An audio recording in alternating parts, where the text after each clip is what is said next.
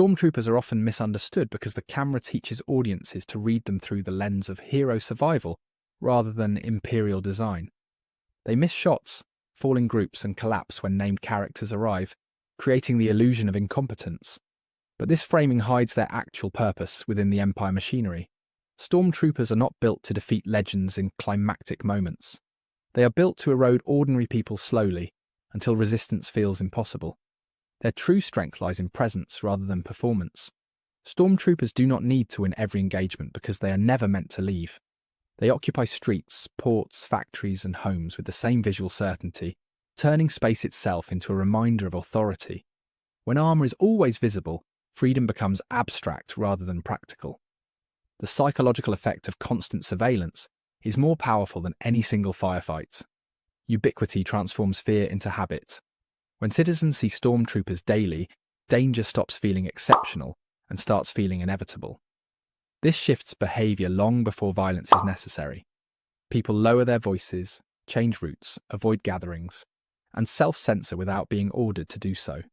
Control becomes internalized, which is far more efficient than constant enforcement. Uniformity is the stormtrooper's most sophisticated weapon. Identical armor erases individuality, making each trooper interchangeable and therefore endless. There is no personal weakness to exploit, no face to appeal to, no difference to negotiate with. Resistance struggles to take shape against something that looks and sounds exactly the same everywhere. The Empire turns people into a pattern, and patterns feel impossible to defeat. This sameness also denies civilians the psychological relief of moral complexity. Stormtroopers do not argue, hesitate, or explain. They advance, issue commands, and enforce outcomes with mechanical consistency. The absence of visible choice makes their authority feel absolute. When power appears automatic, opposition feels irrational rather than brave.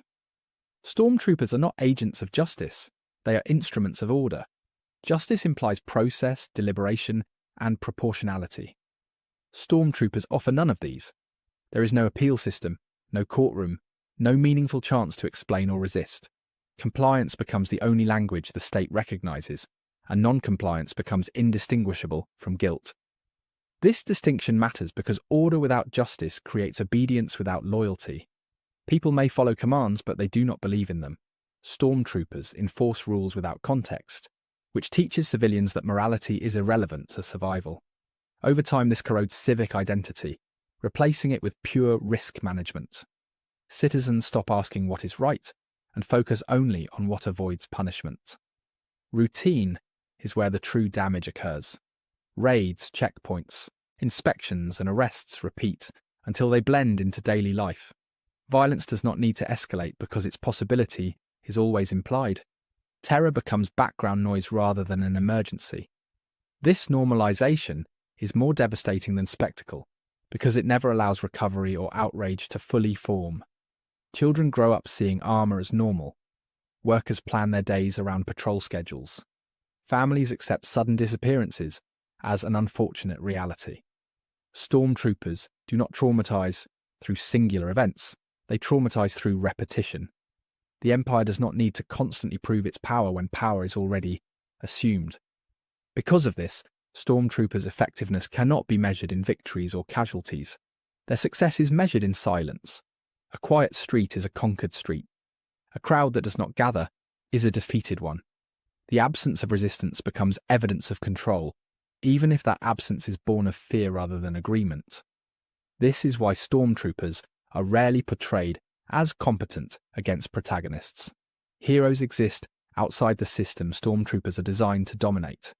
Named characters have mobility, information, allies, and narrative importance. Civilians have none of these advantages. Stormtroopers are calibrated for populations, not exceptions. Against ordinary people, Stormtroopers are terrifyingly effective. They arrive in numbers, speak with authority, and act without hesitation. They do not need to be tactically brilliant because the imbalance of power is already total. Most people never fight back because they know they will stand alone if they do. Isolation does more work than blaster fire ever could. The armor itself reinforces this dynamic. It hides emotion, pain, and doubt, presenting violence as impersonal and inevitable. When harm comes from something faceless, it feels systemic rather than personal. Victims do not look for someone to blame, they look for ways to disappear. The Empire relies on this withdrawal to maintain control. Stormtroopers therefore function as a psychological environment rather than a battlefield force. They shape behaviour through anticipation rather than reaction. People obey not because they are being watched in that moment, but because they might be watched at any moment.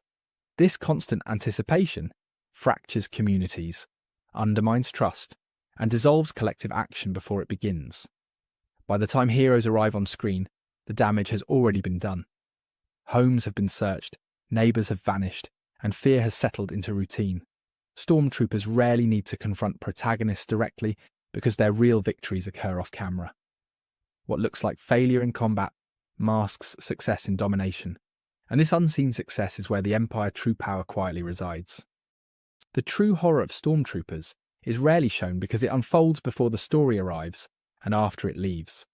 By the time the camera follows heroes into a system, Stormtroopers have already reshaped the social terrain. They have conducted the searches, imposed the curfews, and demonstrated consequences quietly and repeatedly.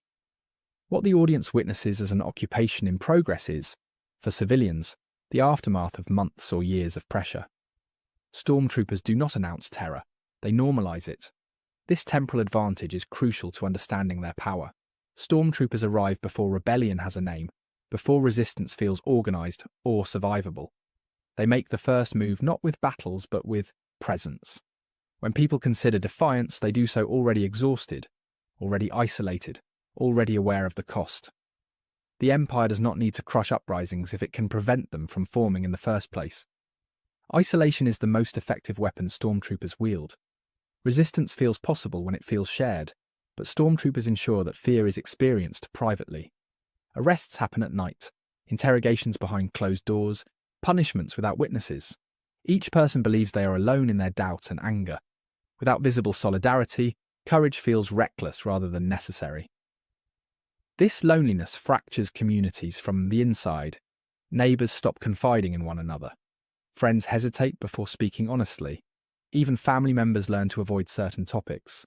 Stormtroopers create an environment where trust is dangerous, and without trust, collective action collapses. Rebellion does not fail because people disagree with it. It fails because people cannot find each other.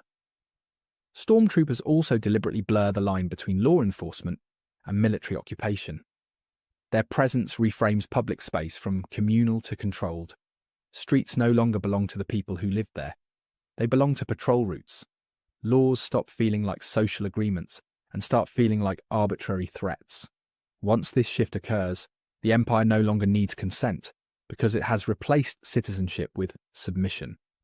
This ambiguity is destabilizing by design. When civilians cannot tell whether they are being governed or occupied, they err on the side of caution.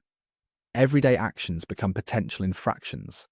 Normal behaviour becomes suspicious by default. Stormtroopers thrive in this uncertainty because it forces people to police themselves more harshly than the Empire ever could. Their disposability reinforces this dynamic. Stormtroopers are not individuals in the eyes of the Empire, they are units. Losses are expected, replacements are endless, and personal survival is irrelevant to the mission. This makes them relentless, because there is no emotional cost to continued enforcement. A trooper who falls is not mourned. They are replaced, and the patrol continues uninterrupted. This replaceability dehumanizes everyone involved. Civilians cannot appeal to empathy because the person behind the armor is functionally interchangeable. Stormtroopers themselves are conditioned to see compliance rather than people. Violence becomes procedural rather than moral. When harm is routinized, responsibility dissolves into the system, leaving no one to confront guilt directly. From the civilian perspective, this relentlessness is crushing. You cannot wait out an occupation when the occupiers never tire. You cannot appeal to reason when the enforcers are trained to ignore it. You cannot hope for change when the faces never change. Stormtroopers represent an infinite patience for repression, which makes resistance feel temporary and futile by comparison. This is why Stormtroopers, not Sith Lords or superweapons, represent the Empire's true face. Sith are rare, distant, and mythic. Superweapons are spectacular but infrequent. Stormtroopers are daily life. They are the sound of boots outside a door, the checkpoint on the way to work, the interruption of ordinary routines. Tyranny is not experienced as grand evil. It is experienced as constant inconvenience enforced at gunpoint. The Empire understands that domination is most effective when it feels mundane. Stormtroopers embody this philosophy perfectly. They are not meant to inspire awe or terror in dramatic moments. They are meant to be unavoidable. When power is everywhere, resistance feels nowhere. This quiet suffocation is more durable than any act of destruction. Heroes disrupt this system precisely because they are abnormal. They move quickly, gather allies, and create moments of visible defiance. But these moments only matter because of the oppressive baseline stormtroopers establish. Without that baseline, rebellion would lack urgency. Stormtroopers create the conditions that make heroism necessary, while simultaneously trying to make it impossible. When stormtroopers fall easily to protagonists, it does not undermine their threat. It highlights the asymmetry between narrative figures and ordinary people. The story shows us exceptions because exceptions reveal the rules.